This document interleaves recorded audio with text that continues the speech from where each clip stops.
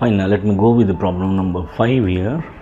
Right, it's very simple one. Around 48,540, that is we have to find round it off 540 and 23,467 to the nearest 1000.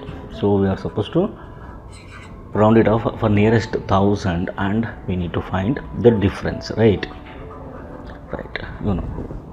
Now 48,540, right, you know that. So to round it off for 1000, if it is 500 and above, it should be rounded to for next 1000, round it to the next 1000. If it is less than this 500, then we are supposed to round it to 0, right, the previous 1000. Okay, now let us check out this 48,540, 540, right? Let us take these 3 digits. So this will become 49,000, right? And this is 23,467. The 467 which is less than 500.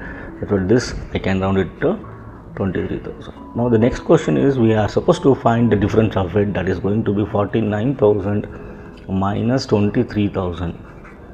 Right, 0 0 0, 9 minus 3 is 6, right, 4 minus 2 is 2. The answer here is 26,000. Hope you understood, right?